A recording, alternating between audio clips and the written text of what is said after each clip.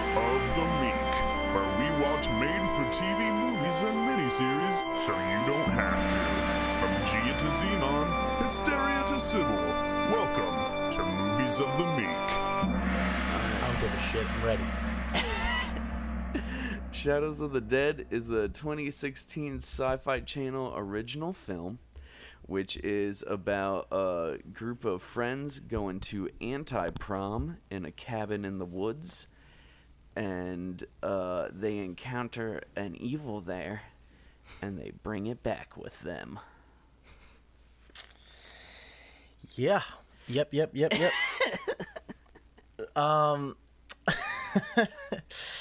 Yeah, so a lot of this episode is going to be me asking you what the fuck was happening in this movie. Okay. Because I really didn't understand any of the rules of this creature, if there were any.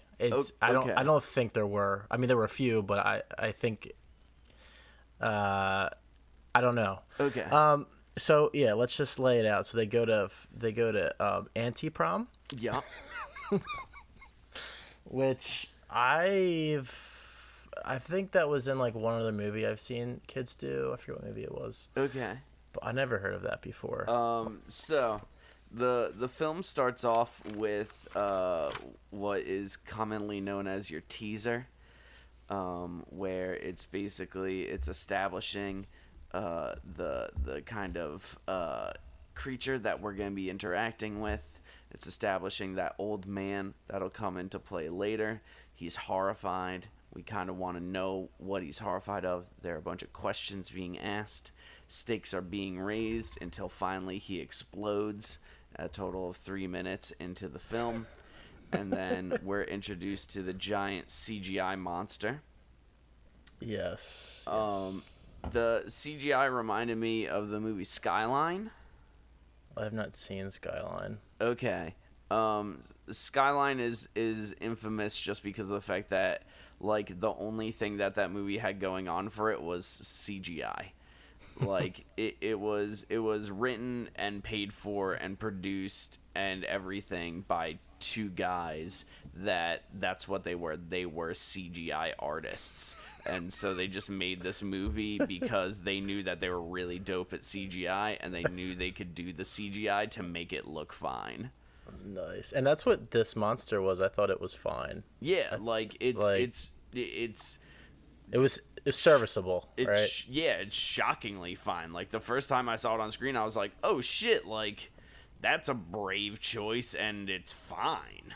Yeah, and I thought that the CGI used for like some of the gore was pretty cool too. Like when the guy explodes, I mean, granted we're like pretty far away, like the shot has it kind of far away from it actually happening, but it looked good. I was like, oh shit, that looks kind of cool. Yeah, the whole film in general looks great. Yeah, no, like everything was I mean, it's a sci-fi movie, so I was like comparing it to Mega Piranha throughout the whole thing, and like on every level, the production is better than Mega Piranha. So I know that's a low bar, but still. So we're introduced to our first few main characters, some of which I remember the names of. There's obviously our main character, Heather. You got Heather. There's her friend, Camilla. And there's Max. They're getting ready to go. Camilla has the hots for Max still, even though they broke up. Yeah. There's the girl that I've been calling Rocker Girl. I don't know her name. And they're all getting ready to go to anti-prom. They all meet in the middle of the football field, and then they're getting ready, and they're just gonna go to this weird cabin. And, is it like for like a weekend? Was it supposed to be a getaway for spring break, or was it just a party the one night? I think it's just a party one night. Okay, all right, gotcha. Because I thought they said that it was like for the anti-prom weekend or whatever, but like none of them packed anything. But like, if they're just going there to party, it's fine. I thought it was weird. I love the rock music that plays when the car arrives, and the dude's like, the anti-prom express has arrived. And then as they're driving there, there's like this really nice aerial shot of the car as it's there was some great aerial shots. Yeah, it was like, and I thought the music was kind of cool too in the early part of this movie. That like it's like it's a tune that plays. It's kind of creepy. I don't know. I think that's the only time it appears is in the beginning. I was like, damn, this could be like a cool score, but it kind of gets generic towards like throughout the movie, which is fine. But so they get to the anti-prom. It's in a cabin in the middle of the woods. Heather's one friend is there, and she was honestly shocked that he would come. She's like, Gabe, like, I invite you to everything, and you decide to come to this. And he's like, I just thought I should do something, but my bad. So anyway, like, I'm here. And she was like, yeah, I guess so. She's like, whatever, like, you stay here, like, I'm gonna go get my cell phone. I left it in the van. And she goes out to the van, and I honestly like the sequence of her looking for her phone in the van, and the monster is like almost getting her 2 times. Like, I thoroughly enjoyed like the small builds of tension for that. Oh yeah, definitely. I was actually shocked that the monster appeared so early in the movie. Yeah, I was like, holy shit! Like, and that's one of my notes was like, this movie kind of moves at a quick pace. Yeah, things happen. Like, a man explodes, and then as you're about to get to like the first teen death, which is Camilla, shit just goes crazy like immediately. But yeah, so Max and Camilla were like a thing, and they aren't anymore. And then Heather likes Max, and that causes a fight. And Camilla, right? It's not even that. It's just that like Max has like been trying to make his moves on Heather, and he asked her out to prom, and Heather turned him down.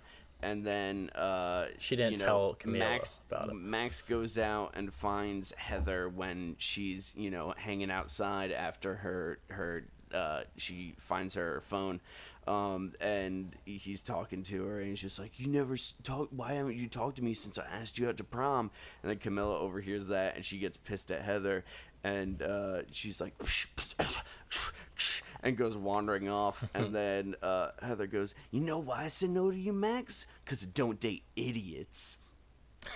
And then Camilla just goes wandering off into the woods, and so then it's them looking for Camilla off in the woods. Rocker guy, the boyfriend of Rocker Girl.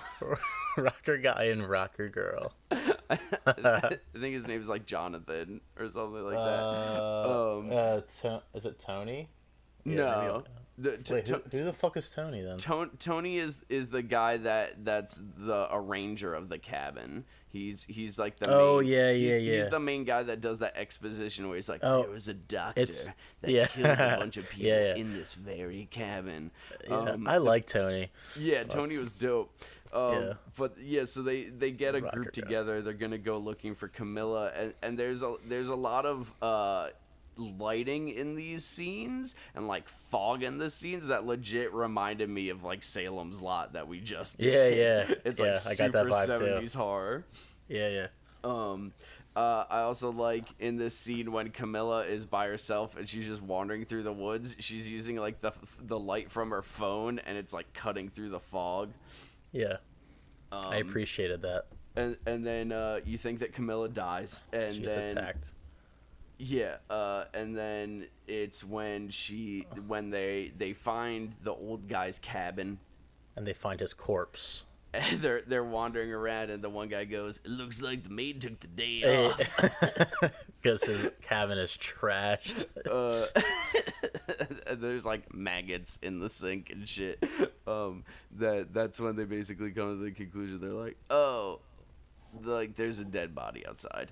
And then Camilla shows up. She's alive, but she's possessed as shit. And then that's they grab Camilla and they bring her into the van, and they want to take her to the hospital, and then there's the car crash. Well, she like attacks Heather, right? Like and I felt like this whole part was well done because you weren't quite sure if she's attacking Heather because of the incident that just happened or if she's possessed. Like, you don't know what's going on. Yeah. And then they like subdue her, and they, like you said, they go and like try to take her to the hospital, and then like shit goes crazy in that van. Yeah. And they crash. Yeah, her voice like splits and is like this weird possessed voice. And then like shadows come out of her mouth. So this is when I first started watching the movie, I thought it was gonna be just a cabin in the woods movie. That's exactly what I thought too, based off the description on IMDb. Yeah. I was like, I thought this was gonna be like teens holed up in a cabin and a monster trying to eat them. Yeah. I was shocked how quickly we like left the cabin. Yeah, and I was shocked how like all of a sudden I was like, oh, so now it's in the house. Oh, now it's at the school. Yeah. Oh, there's detectives investigating the murders. I was like, this is crazy. Yeah, I mean, it really kind of had like a Final Destination vibe, or like or even like It Follows kind of too. I don't know, the way it was like tracking each cursed person. Is that what what happened to them? I'm still unclear as like what was happening, but I guess they all saw the monsters. Say they were tagged. Yeah, they were bruise. basically like, because of the car crash, they all got marked. And so that's, Heather wakes up from the car crash and she's in the hospital, and she's walking around the hospital and it's completely empty. And that's when she then walks up. She finds Camilla inside the hospital, and she goes and sits by her bedside. And that's when, at least for me, that's like the most aggressive jump scare that happened. Like, at least for me, up until that point, where it cuts to Camilla and like black shit is just oozing out of her. But it was just a nightmare. Yeah, and it's just a nightmare, and that reminded me, like that sequence reminded me a lot of, if you remember Freddy versus Jason. Oh yeah. And there's that walking through the hospital late at night scene, but this shit was happening during the day, and I thought that was cool, that it's a jump scare that legit works, and it's during the day. Yeah. Yeah, it was cool. She gets out of the hospital, and then her mom is straight up a bitch to her. Yeah. And I mean, I'll be honest, like the two actors that I considered to be not quite the best was the mom, and it was definitely the detective. Like, they definitely deliver their lines like as straight as possible. Oh yeah. Yeah. She just like rolls up in the hospital. And it's like, I have to ask you questions. Yeah. And the mom's like, it's too soon for that. Yeah. It's very, very like awkward exchange. And then the mom like is just like, I mean, what happened to you? What kind of person are you? Why are you doing this? Why did you do the prom? Why are you? And then she's just like, I just think that there was something else. Something strange happened to Camilla. And she's like, what is it? What happened? What happened to what are you talking about? What is it? What happened? So, I mean, that's unfortunate, but whatever. Like, it's still fine. And so then they cut to the coroner scene with the dead body. There's a fake out to the dead body coming to life like 5 times.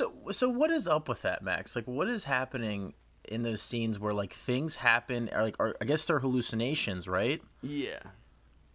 But like, I don't know, like that one scene, like that was happening behind his back. Like, he wasn't even seeing that hallucination. Yeah. But we saw it.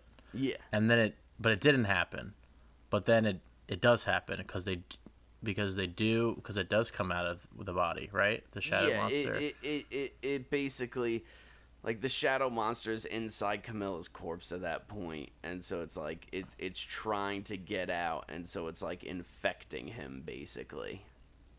Okay, but then and so he's having these visions, and then finally it attacks him and is able to get out. But he leaves and then he only returns to the room because he forgot his cell phone. Yeah. Was it hallucination to make him forget his cell phone? Or, like... Possibly. I don't know. Yeah. I don't know. As I'm saying, I was like, what the hell is happening right now? Yeah. And then, so, at least my next question is, this thing travels through infecting bodies, like entering a body. Yeah. And then it sits in there. And the only thing that I could think of as to why it does this is so that it's protected from light. Yep. Okay, okay, good. Yeah. So when it's in the body, that it's protected from light, Yeah. and then it bursts out of the chest like an alien. Yeah. Okay, cool. So that's what happens. It bursts out, and then it goes into his body. Yeah. Okay. Now it doesn't have to necessarily. So originally I was like, well, is it only attacking tagged people or like the teens? But I guess it can just go into anyone's body. Yeah. Okay. So it goes into his body, and then he becomes a zombie, and then first thing he wants to do is kill Tony. So Yeah. it goes after Tony. And I mean that's my only question involving that the monster is that I just want to know what it wants. Yeah, like they don't. That's the one thing with this movie that I don't think it did a great job of, was explaining the monster. I mean, they have an audio tape from the old man at the beginning of the movie kind of explaining it, but it's just his interpretation of what the monster is. And parts of it I like, because one of the things that drives me fucking crazy in horror movies is that you almost always have the huge exposition dump scene where it's like, wonderful example is like, I don't know, Amityville Horror, where it's like the one with Ryan Reynolds, where it's like looking on a computer and it's like, oh my god, these things happened in this house, or like fucking that stupid movie Lights Out, which has of course many parallels to this movie because it's a light monster, or in the case of Lights Out, it's an electricity ghost. And that movie, once again, there's like this huge exposition dump where it's like they're looking through these old photos and it's like, oh my god, mom used to know this girl, and then they look her up on the computer. Once again, it's always looking up things on computers in horror movies. It's amazing that the internet is as great as it is, and people are able to find out the exact information that they need to on Bing, and the thing that I enjoyed about it is that it is something so strange that I enjoy that they had a limited amount of information that they got from that guy. It's not like that guy had did a whole bunch of research and he was like, I found out that it used to be a Native American legend and it wants to feed off of the corpses of small boys, and it originally attacked Christopher Columbus. There's nothing that's that cheesy that's fully explaining it. It's more just like, this is how I encountered it. These are the things that I think work, and these are the things I've been doing to try and stop it. Yeah, but like I still don't think we get like a motive or like and that's, so like that's the only thing that I think is unfortunate, is that there is no motive. Like I 100% agree with you in that. Like I hate when they do the big dumps, but yeah, a little more, just a little bit more to understand why the hell it's doing this. I'm trying to think of another movie that I guess like It Follows did a good job too of this. Like they didn't do a huge exposition dump. It was kind of just like the characters were just kind of saying what they think was happening, but you got enough to where, okay, like we know what this thing's after. Yeah, and we know what the rules are, you know what I mean? Like this movie didn't have that for me. Yeah, I mean, it had a couple, but it's with It Follows, it's a very simple, like, this girl gave it to me, she said this is what happens, I gave it to you, this is what happens. And yeah, just you have to pass it on, and that's it, and so that's kind of like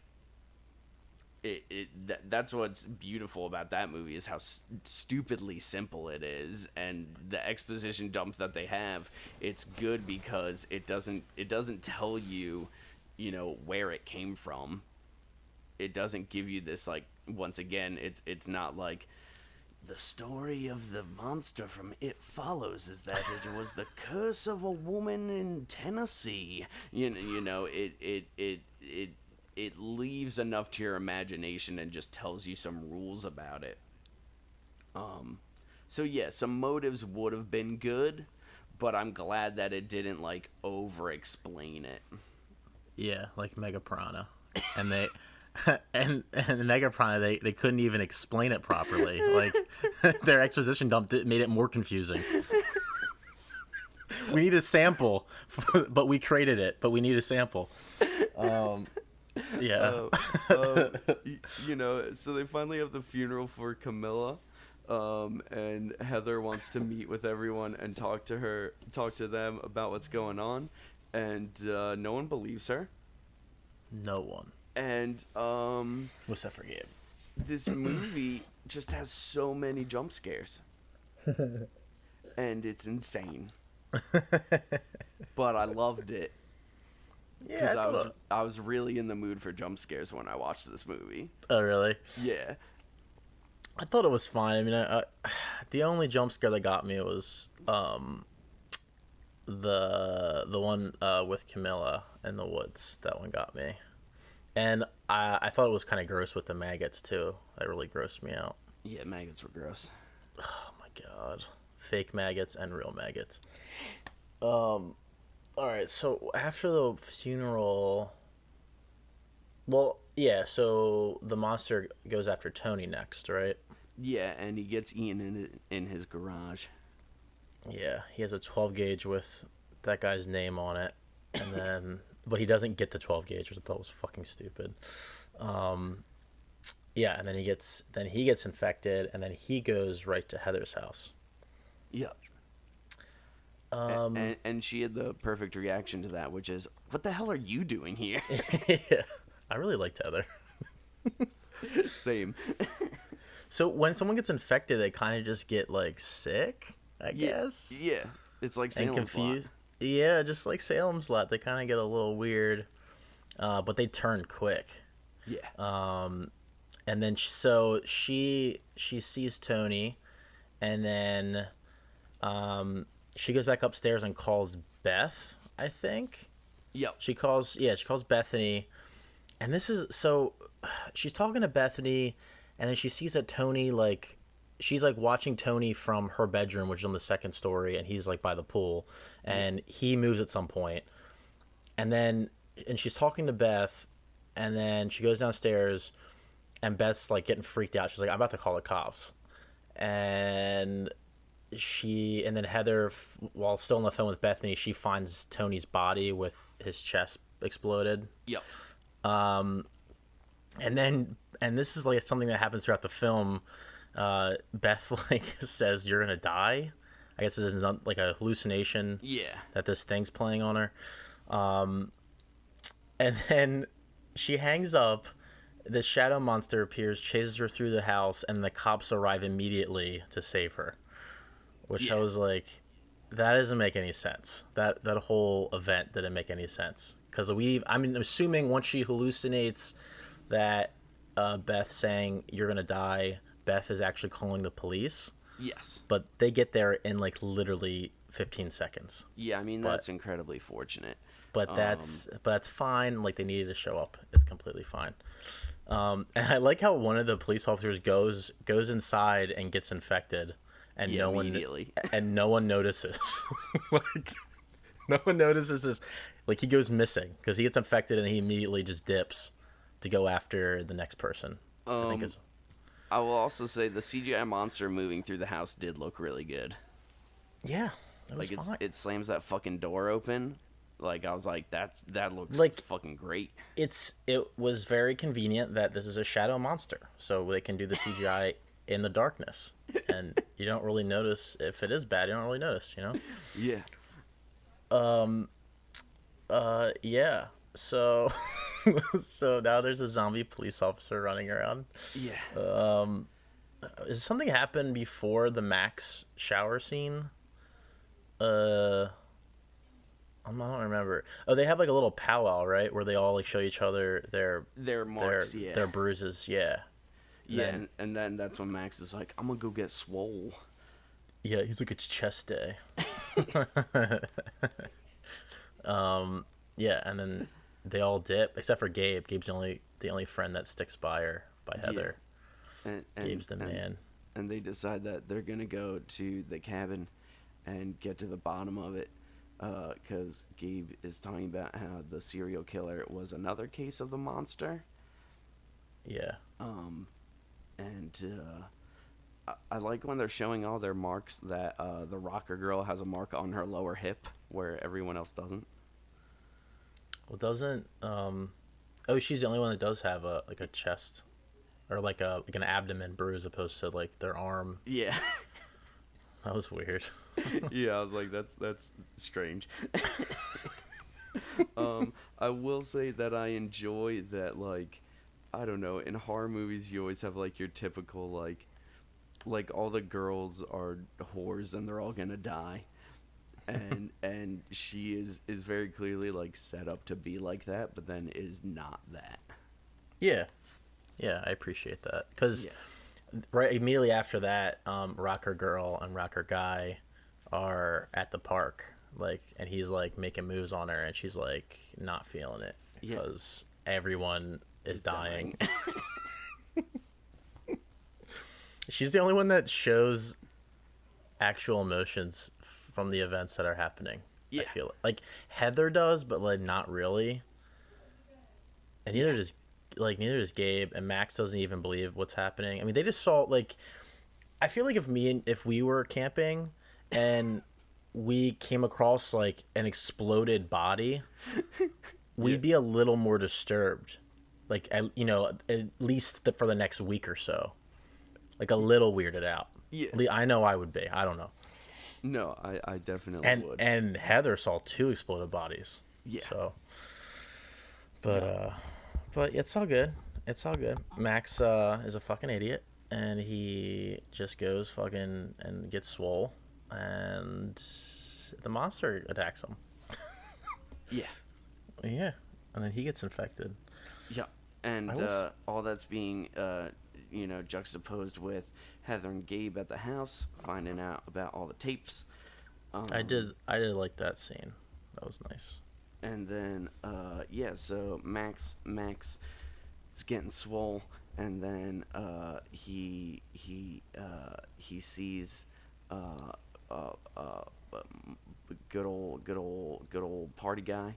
And then party guy starts, just spewing out blackness, and Max gets scared, and then he ends up finding the cop, and then the cop explodes, and then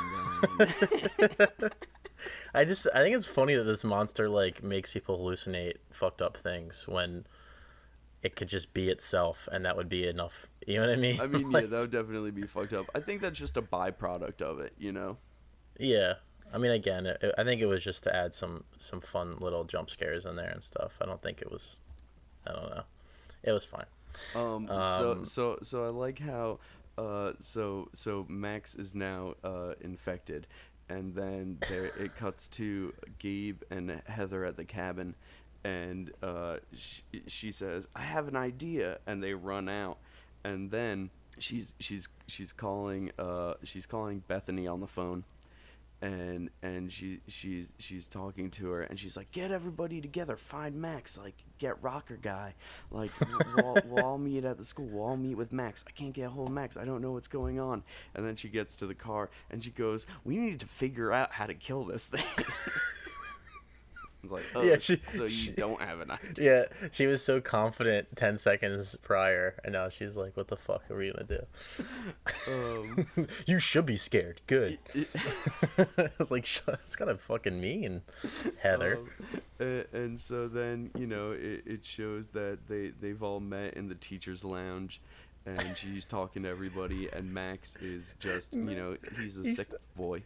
He's not feeling it. And, like, Heather, of all people, should know that's a clear sign that he's about to explode. Yeah, because she's dealt with 2 people before. She saw Tony, like, literally, like, act the same way and then explode a minute later. Yeah. And she's completely calm. She's completely calm, but then And they he revealed that she's actually alone, and then that's when you basically start with everyone is having dream sequences. Yeah. And, that was a little trippy. And that's, I will say, like, I enjoyed, like, the escalation of that, how it's, like, these weird, fucked up dream sequences, and everyone is having one. Yeah, I mean, I just wish that these dream sequences tied back into some kind of fear or something that they established earlier in the film. Like, I feel like they're just fucking random, unless I'm wrong or something, but... Yeah, and I mean, like... Like, I thought it was trying to do that, like, because, you know, the one girl is about to get a needle in her arm, and then the other guy's, and she's, like, it seems to be in, like, a sane asylum or something. And Heather's is, of course, pertaining to her mother. To her mother, yeah, so that... confronting her about... That one made sense, exactly. That one made sense. That was the only one that, like, actually tied in with anything. The rest are just, like, completely random. What was Gabe's? Gabe's was just, like, a librarian with no eyes. Yeah. Is he afraid of libraries? I will say that with 100% honesty, the librarian one and the nurse one were the ones that I thought were the most effective. Yeah.